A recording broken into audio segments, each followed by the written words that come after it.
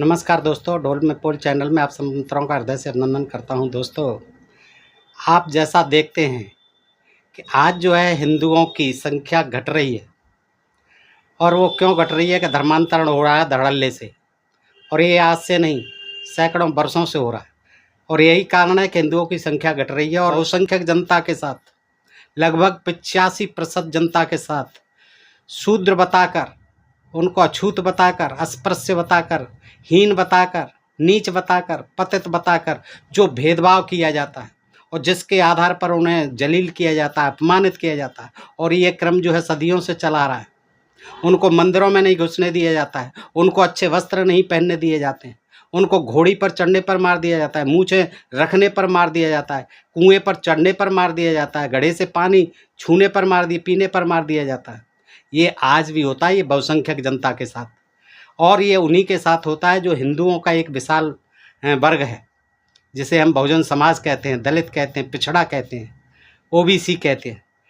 इनके साथ ही ये भेदभाव होता रहा है सदियों से। तो निश्चित है कि ये लोग इस हिंदू धर्म की तमाम जो है ऐसे सिद्धांत हैं, विधान हैं, मनुस्मृति के जो विधान हैं, उनके आधार पर, शास्त्रों के जो तमाम विधान हैं, उनके आधार पर ये प्रताड़ित किए जा रहे हैं। तुलसीदास जी ने भी कह दिया, ढोल गमार शूद्र पशुनारी, सकल ताड़ना के अधिकारी। ये ताड़ना के ही अधिकारी हैं। तो ये निश्चित है, इसीलिए ये विधर्मी होते जा रहे हैं, दूसरे धर्मों में जा रहे हैं, और निश्चित ही हिंदुओं की जनसंख्या घट रही है। दोस्तों, असल कारण तो यही है, लेकिन जो कारण इस हिंदुओं की संख्या घटने का आदरणीय संत श्री रामभद्राचार्य जी महाराज बताते हैं, वो जो है देखने लायक, सुनने लायक और समझने लायक है कि वो किस तरह से हिंदुओं की घटती संख्या और विधर्मियों की बढ़ती संख्या के लिए हिंदुओं की लड़कियों को जिम्मेदार ठहराते हैं दोस्तों। और ये बड़े ताज्जुब की बात है कि एक धर्माचार्य जो अपने को जगत गुरु कहते हैं, जो विद्वान हैं, जो संत हैं, जो वयोवृद्ध हैं, उनके द्वारा हिंदुओं की लड़कियों को जो है धर्मांतरण के लिए जिम्मेदार ठहराना, हिंदुओं की जनसंख्या को घटने के लिए जिम्मेदार ठहराना, विधर्मियों की यानी हिंदू मुसलमानों की और ईसाइयों की जनसंख्या को बढ़ने के लिए जिम्मेदार ठहराना, और फिर उनको दुष्ट और बदमाश कहना, देखिए कितना धर्मसंगत है और कितना उचित है। क्या ये उनको शोभा देता है? दोस्तों, मैं उनका एक शॉर्ट वीडियो देख रहा था, तो मुझे लगा कि ये वीडियो जो आपको भी देखना चाहिए। क्या कहते हैं, आइए देखते हैं। ये वीडियो आप देख लीजिए पहले इनका।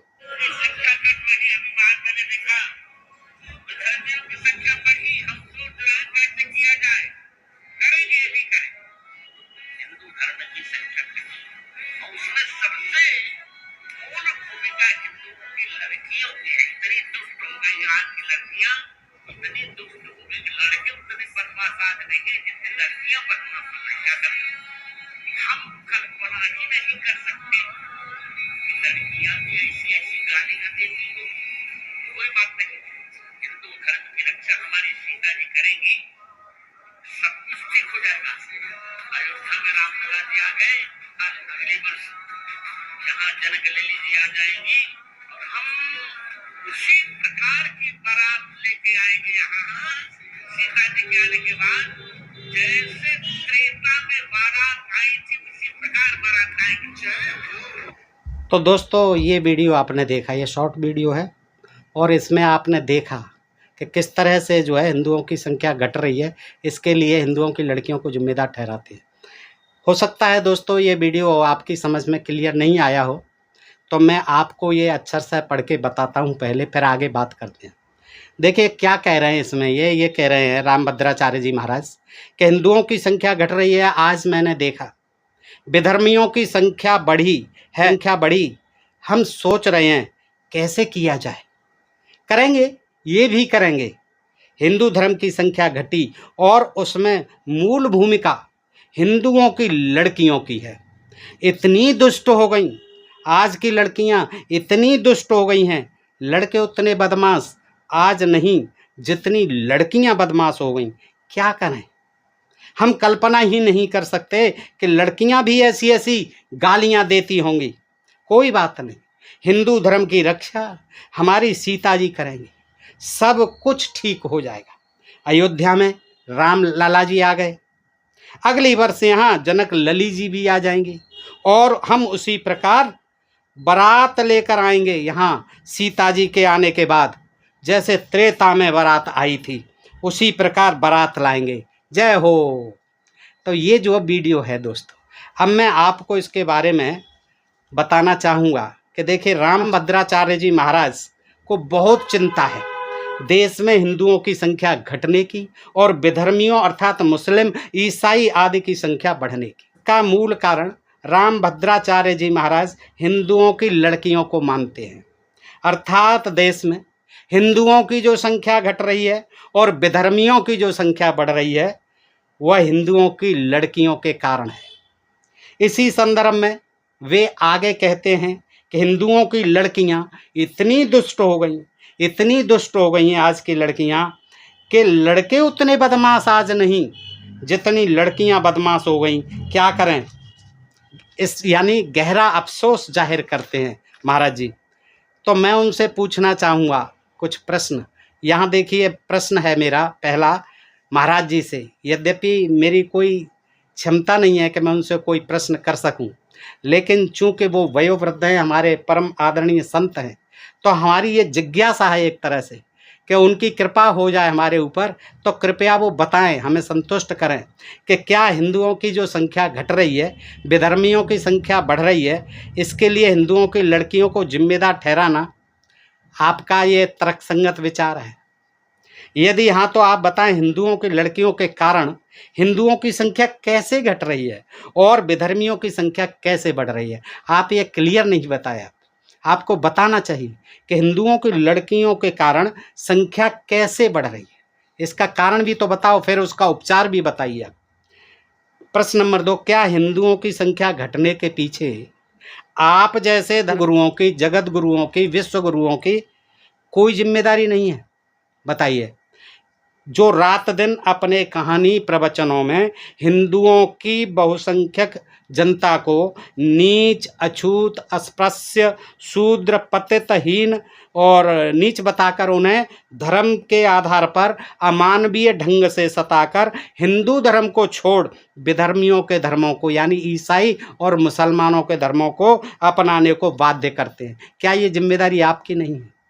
आप क्यों ऐसा करते हैं? आप रामचरितमानस के विद्वान हैं, रामचरितमानस को जो है आप वर्षों से पढ़ रहे हैं, उसमें जो जो चौपाइयाँ हैं उनको आप क्यों पढ़ते हैं, जिससे कि समाज में विसंगतियाँ पैदा होती हैं। और दास जी ने जातगत आधार पर शूद्रों को और स्त्रियों को अपमानित किया और आप उसका पाठ करते हैं दिन रात। क्यों नहीं आप प्रयास करते कि शूद्र वर्ग को जो अपमानित किया जाता है उसको जो है उस रामचरितमानस में उसे उन चौपाइयों को निकलवा दीजिए।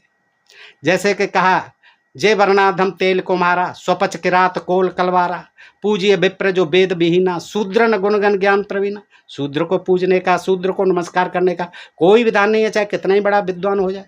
और विप्र चाहे कैसा ही हो, बिल्कुल जो है जाहिल हो, उसको पूजो। सापत ताड़त परस कहनता, विप्र पूज्यस गावहि संता। आपने सारे रामचरितमानस में तुलसीदास जी ने ब्राह्मणों को पूज्य बता दिया। राम जी से, लक्ष्मण जी से, सीता जी से, दशरथ जी से, जनक जी से, सब जगह राम जी से, वशिष्ठ जी के, सबके ब्राह्मणों के पैर पुजवाए। शूद्रों को जो है नीचा दिखाया है और ये भी कह दिया, ढोल गमार शूद्र पसुनारी सकल ताड़ना के अधिकारी। अब लीपा पोती करते हैं ताड़ना शब्द पर। स्पष्ट है कि ये ताड़न के अधिकारी हैं।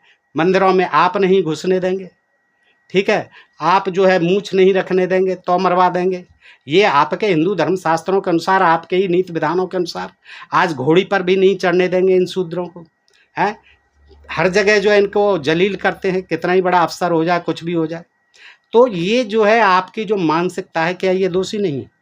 क्या ये आपकी जिम्मेदारी नहीं है कि जो समाज का बहुसंख्यक वर्ग है, हिंदू समाज का, हिंदू धर्म का, उसको आप साथ लेकर के चलें, उसे समानता का दर्जा दें, उनके साथ भी भाईचारे जैसा बर्ताव करें, ताकि उनके दिलो दिमाग में ये ख्याल आए कि हम भी हिंदू हैं। क्यों परेशान होकर के, क्यों आपकी नीतियों से तंग होकर के वो मुसलमान और ईसाई बन जाते हैं? प्रश्न नंबर 3, हिंदू धर्म की घटती संख्या के लिए आपने अपने जैसे तमाम धर्म के ठेकेदारों की जिम्मेदारी का ठीकरा हिंदुओं की लड़कियों के सिर पर फोड़ दिया। क्या यही आपका हिंदू या सनातन धर्म है? लड़कियों की, बेचारियों की, जो पढ़ रही हैं, जो अपना काम कर रही हैं, जॉब कर रही हैं और आज तरक्की कर रही हैं। आपने तो शिक्षा के दरवाजे बंद कर रखे थे आपके धर्मशास्त्रों ने। लड़कियों को स्त्रियों को पढ़ने का अधिकार ही नहीं था, शूद्रों को पढ़ने का अधिकार ही नहीं था। फिर आज जब संविधान के दायरे में रहकर वो पढ़ रही हैं, लिख रही हैं, तरक्की कर रही हैं, और आप कह रहे हो कि वो बड़ी दुष्ट हो गई हैं, उनके ऊपर जो है जिम्मेदारी ठीकरा फोड़ रहे हो कि ये हिंदुओं की जो संख्या घट रही है लड़कियां जिम्मेदार हैं। क्या यही आपका सनातन धर्म है? क्या यही आपकी विद्वता है? बताइए महाराज। प्रश्न नंबर 4, हिंदू लोग प्यार से बेटी कहकर, घर आंगन की शोभा कहकर प्यार से पालते हैं, पोसते हैं, उन्हें धर्म के दृष्टिकोण से भी देवी मान करके पूजते हैं। किंतु आप एक विद्वान, धर्माधीश, धर्माचार्य, महान गुरु होने के बाद भी, महान संत होने के उपरांत भी किस लिए इन हिंदुओं की बेटियों को दुष्ट व बदमाश कह रहे हैं? क्या ये आपको शोभा देता है महाराज? क्या यह जो है धर्मसम्मत है? बेटियों के प्रति ऐसी अशोभनीय अपशब्दों का प्रयोग क्या न्याय संगत है? क्या ये मानवोचित है? प्रश्न नंबर 5, आप आगे कहते हैं कि हम कल्पना भी नहीं कर सकते कि लड़कियां भी ऐसी ऐसी गालियां देती होंगी। आपसे पूछना चाहता हूं कि महाराज, किस लड़की ने किसको गाली दी? आप कृपया उसका नाम बताते, उसको जो है स्पष्ट करते, किस लड़की ने किसको गाली दी, कहाँ गाली दी, क्यों गाली दी। लेकिन इसके लिए सभी हिंदुओं की लड़कियों को गोल मोल बात करके और उन्हें गालीबाज बताना क्या उचित है? आप बताएं। हमारे समाज में अभी बेटियों में बहुत मर्यादा है, आप देखते होंगे। पाश्चात्य देशों की बेटियों को देखो और हमारे यहाँ की बेटियों को देखो। हमारे समाज में अभी बेटियों में बहुत मर्यादा है, और वो हमारे समाज में बेटियां शिष्ट हैं, सभ्य हैं, और मर्यादित जीवन जीना उन्हें प्रकृति से मिलता है, घर परिवार से मिलता है, संस्कारों से मिलता है। हाँ, कुछ एक अपवाद तो हर जगह हो सकते हैं महाराज।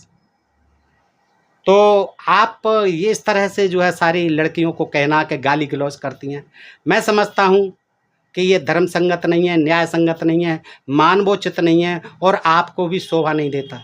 अगर देता है तो कृपया बताएं कि किस लड़की ने कहाँ किसको कब गाली दी।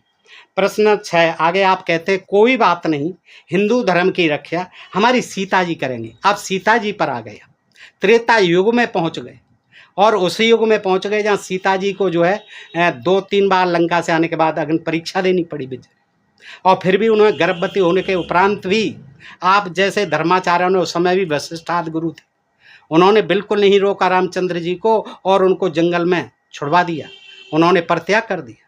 और उसी सीता के लिए आप सोचे बैठे हैं कि वो फिर आएंगी और हमारे हिंदुओं की जो धर्मांतरण हो रहा है उसको रोकेंगी, हिंदू धर्म की वो रक्षा करेंगी। और रामचंद्र, रामलला बैठे हुए हैं, रामलला जी जो है वो, उन पर आपको भरोसा नहीं है? वो नहीं करेंगे क्या? ये और जो 33 करोड़ देवी देवता बताए जाते हैं, क्या वो रक्षा नहीं करेंगे? उन पर आपको विश्वास नहीं है? केवल सीता जी पर ही विश्वास है, जो कि बेचारी इतनी आजीवन दुखी रहीं कि 2-2 अग्नि परीक्षा करने के बाद भी उनको परित्याग कर दिया गया। कहाँ थे आप जैसे धर्माचार्य, वशिष्ठ जैसे गुरु उस समय? और आप आज जो है किसी पर भरोसा न करके अपनी जिम्मेदारियों से आप मुकर रहे हैं। आप अपनी, आपकी जिम्मेदारी है धर्म की रक्षा करना है, आप धर्माचार्य हैं, आप धर्म गुरु हैं, आप जो है हिंदुओं के मतांतरण को, धर्मांतरण को रोक सकते हैं, रोकिए। लेकिन आप केवल रामचरितमानस पढ़ते रहेंगे और सीता जी के ऊपर भी ये जो है जिम्मेदारी डाल देंगे कि हमारी सीता जी आएंगी फिर से और वो हिंदू धर्म की रक्षा करेंगी और सब कुछ ठीक हो जाएगा। यानी कि हिंदुओं की संख्या बढ़नी शुरू हो जाएगी, यानी कि सीता जी के आने से हिंदुओं का धर्मांतरण रुक जाएगा। तो महाराज आपसे पूछना चाहूँगा कि सीता जी आएंगी कहाँ से, कहाँ हैं? आपने ये नहीं बताया, कृपया बताइए ताकि हम लोग भी अवगत हो सकें कि सीता जी आखिर कहाँ से आएंगी और अभी वे कहाँ हैं। अगली साल आएंगी, अभी वे कहाँ हैं और अभी तक वो धर्मांतरण को क्यों नहीं रोक रही हैं? धर्मांतरण सीता जी ही क्यों रोकेंगी? रामलला सहित शेष 33 करोड़ देवी देवता क्या कर रहे हैं? आप जैसे हजारों धर्माचार्य, धर्माधिकारी, धर्मगुरु, जगत गुरु, विश्वगुरु आदि क्या कर रहे हैं? वे हिंदुओं के बहुसंख्यक वर्ग के मतांतरण की वजह खोजकर रोक क्यों नहीं रहे हैं महाराज? प्रश्न नंबर 7, अयोध्या में रामलला जी आ गए आप कहते हैं, आपने कहा कि अयोध्या में रामलला जी आ गए हैं। आपसे पूछना चाहूँगा कि आज तक रामलला कहाँ थे? अब आ गए हैं, आज तक अयोध्या में नहीं थे, अब आ गए हैं, तो अब तक रामलला कहाँ थे? वह आखिर ये कब तक रामलला रहेंगे? अब तो बड़े हो जाना चाहिए उन्हें। कब तक उनको रामलला रखोगे बना करके? आप उनकी शादी सीता जी से पुनः कराएंगे एक बार। देखिए, आप कह रहे हैं अगली साल आएंगे, इस वीडियो में ही कह रहे हैं अगली साल आएंगे ही, फिर हम उनकी शादी कराएंगे और बारात उसी तरह लाएंगे जैसे त्रेता युग में आई थी। क्या जरूरत है बार बार शादी करने की? क्या जरूरत है बार बार जो है फिर सीता जी को वनवास भेजेंगे आप? फिर जो है रावण उनको हर के ले जाएगा, फिर जो है वहाँ से रामचंद्र जी लंका को जीत कर रावण को मार कर उनको लाएंगे, फिर उनकी अग्नि परीक्षा देनी होगी। दो बार अग्नि परीक्षा के बाद फिर उनको एक बार जो है परित्याग करवा देंगे गर्भवती अवस्था में। तो ये जो है आप महाराज क्या कर रहे हो? पुराने युग में जा रहे हो, सीता जी को भी नाहक परेशान कर रहे हो, रामलला को भी नाहक परेशान करोगे शादी करा के। उनकी शादी हो गई, जगदाधार हैं सब रोम रोम में बसे हुए राम हैं, सबके स्वामी हैं, घट घट के वासी हैं, अंतर्यामी हैं। तो आप जो है इस तरह से उनका मानवीयकरण कब तक करते रहेंगे? अंत में आदरणीय महाराज, आपसे इतना ही अनुरोध करूँगा कि आप मेरे प्रश्नों का उत्तर दें या न दें, क्योंकि मैं आपको विवश नहीं कर सकता। आप बहुत बड़े धर्माचार्य हैं, हमारे वयोवृद्ध हैं, परम आदरणीय हैं, किंतु आपसे इतनी विनम्र याचना अवश्य करूंगा कि आप जो है संत मर्यादा के अनुसार हिंदुओं की बेटियों के प्रति, ये कहे गए शब्दों के प्रति कहीं न कहीं अपने वीडियो के माध्यम से अपना खेद अवश्य प्रकट करें, ताकि उन बेटियों के प्रति हम लोगों की जो सद्भावना है, जो सद्भाव है, जो आदर की भावना है, हमेशा बनी रहे और हमारी बेटियां उसी तरह से देवी तुल्य जो है समाज में पूजी जाती रहें, पढ़ लिख करके वो विद्वान बने और देश की सेवा करती रहें, अपना नाम रोशन करने के साथ साथ देश का भी नाम रोशन करती रहें। और ऐसी तमाम बेटियां आज हैं, पहले भी हुई हैं और आगे भी होती रहेंगी। हमारे भारत देश को उन पर गर्व है, हमें भी अपनी बेटियों पर, अपनी बहनों पर गर्व है। तो दोस्तों बताइए जानकारी आपको कैसी लगी? अच्छी लगी हो तो मित्रों में भी अधिकाधिक शेयर करें। दोस्तों, ये चैनल ढोल में पोल को सब्सक्राइब करते रहें। फिर मिलते हैं ऐसी किसी जानकारी के साथ अगले वीडियो में। तब तक आप सब मित्रों का हृदय से आभार, नमस्कार, जय भीम, जय भारत, जय संविधान। दोस्तों।